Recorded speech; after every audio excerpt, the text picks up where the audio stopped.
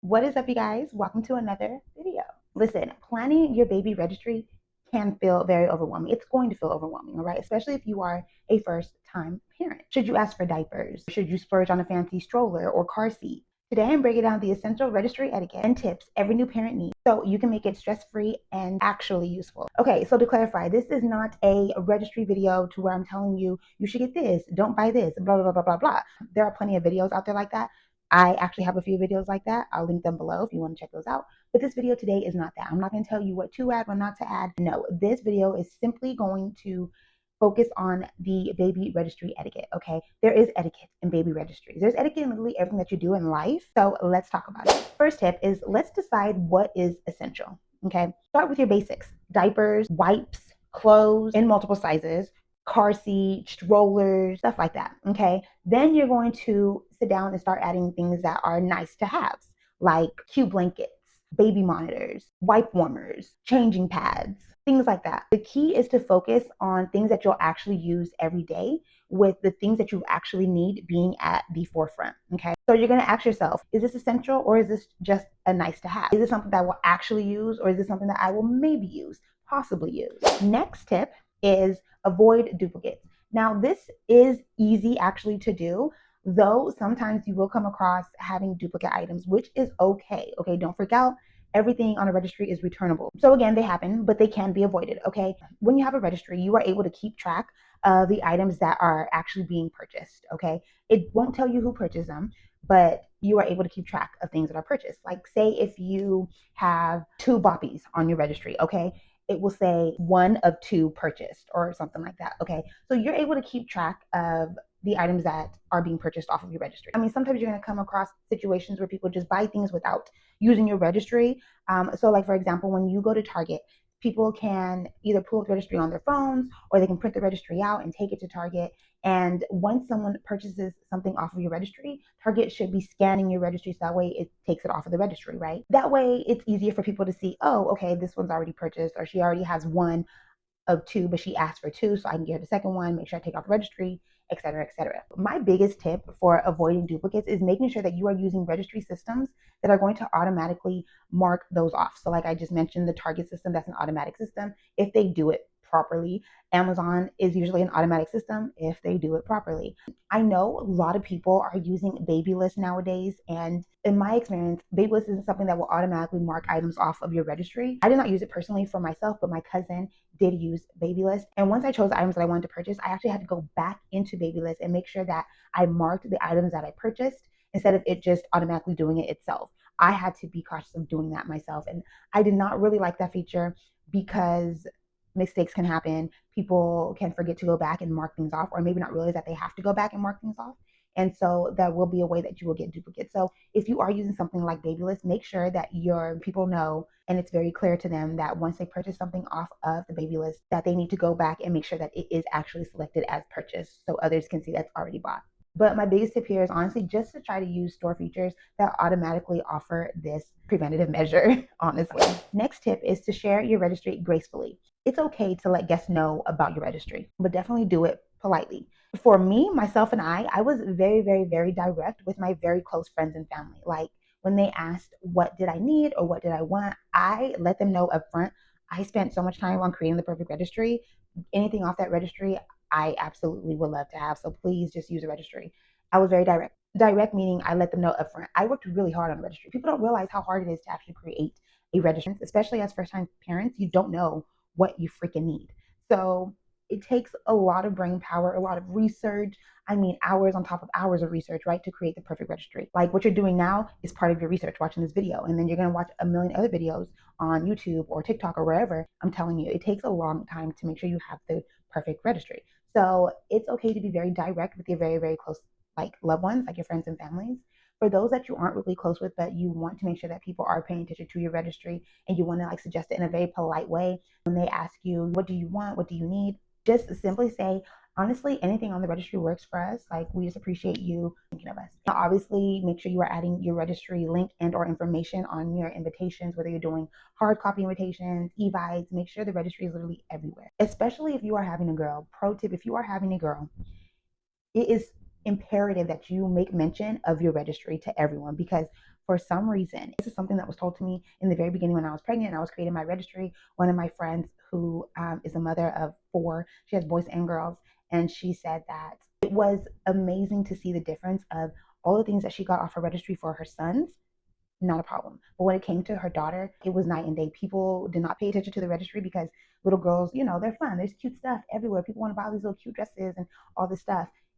And she told no lies. Okay, so if you are going to be a girl mom, make sure you mention your registry, because chances are a lot of times people will either not pay attention to the registry because they see a cute little dress and want to get your girl the cute little dress, not realizing that, oh, I actually need diapers. Oh, I actually need wipes. Oh, I actually need a mattress for my crib. Like, people don't realize things like that when it comes to girls. Boys are a little bit harder because boys aren't, they're pretty basic, um, unfortunately. So with boys, it's really easy to get everything you want off your registry because people are like, I don't know what to buy this boy. So all that to say, make sure you are making mention of your registry if you work so hard and you want people to actually pay attention to your registry. Just keep it polite as possible. Okay, next is updating your registry as needed. Things happen and change fast. Okay, so the minute people find out that you are with child, you'll probably start receiving little things because people get so excited. And the minute they find out what the gender is, you're really going to start receiving certain things because, again, people are just so excited. Now, some of these things may or may not be on your registry. And so you have to just kind of pay attention to that. Like if you receive a swaddle or a few swaddles and you're gonna be like, oh, I actually have 2 on my registry, but since I got gifted 2, I no longer need those swaddles off my registry. Go ahead and remove those because you don't want to have a surplus of things that you don't necessarily need or want. So go ahead and remove those items off of your registry. Say you're going to Target and you're going there just for everyday essential items, but you happen to see a 3-pack of some beanies that you really, really like.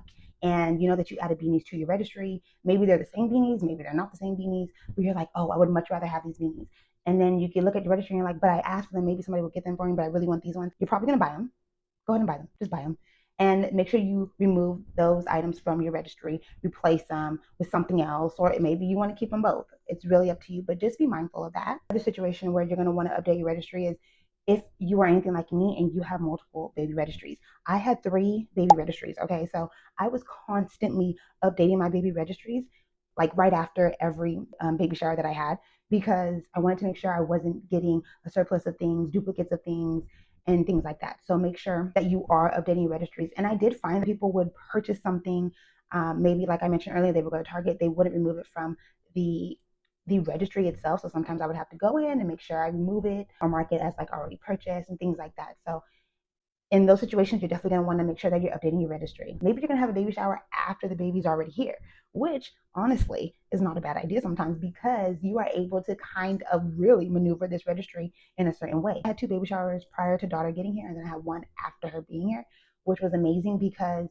I was able to edit my baby registry with things that I then now knew, right? So I was like, okay, we obviously don't like these types of bottles. We're using only these types of bottles. Maybe make sure I add more of these types of bottles, which I did. At that point, maybe we've already kind of discovered what type of diapers that we like. So let me make sure I remove this brand and only keep this brand on my baby registry. So all that to say is definitely make sure that you are keeping up to date on your baby registry as you start to get things. A very flexible registry just keeps parents happy and makes shopping really easy for gift givers. Next, this is probably one of my biggest tips. Consider different types of registries, okay?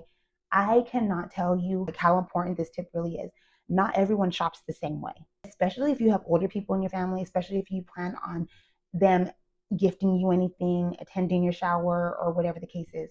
Not everyone shops the same way. So you want to make sure that you have registries that are going to hit all these different demographics, okay? So having more than one type of registry is going to be key. My recommendation is definitely have an online registry, which is obviously more than likely going to be Amazon, okay? It's easy for virtual guests, in-person guests, prices vary, the shipping is fast. There's just so many positive things about having an Amazon registry. Definitely make sure you have one. And then on the other side, you're going to want to make sure that you have an in-person registry like a Target or Walmart. These types of registries are great for guests who love to browse, who love to shop in person, who love to use coupons, or who love to just buy last minute. Having multiple types of registries gives everyone options and makes gift giving more flexible.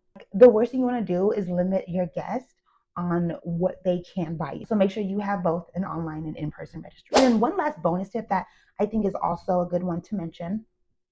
It's okay to also ask for practical help. Gifts are not always necessary. Gifts aren't the only way that people can support us as new parents. Many people really do like to offer practical help.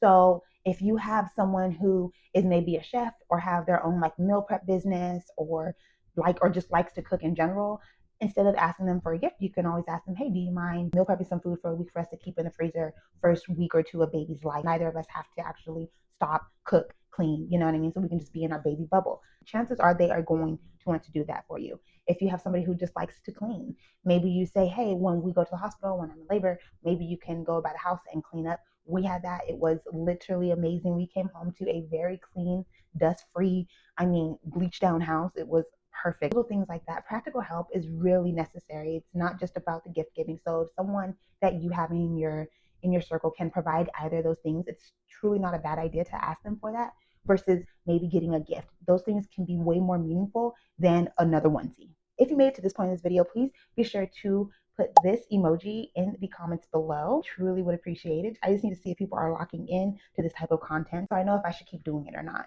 Listen, creating a registry does not have to be stressful. Focus on the essentials. Keep it polite. Don't forget to update the registry as time gets near or baby grows. And make sure that your registry is inclusive for everyone. That is all that I have for you guys today. I hope this video made sense, and I hope this video helped relieve some of the overwhelming stress that you may feel as you are creating this registry. There's no one way to do it. These are just some very important key points I think we should all keep in mind as we are creating our registries.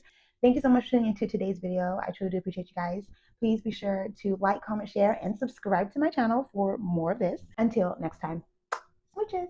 I won't let no one come and take your place, 'cause the love you give, it can't be replaced.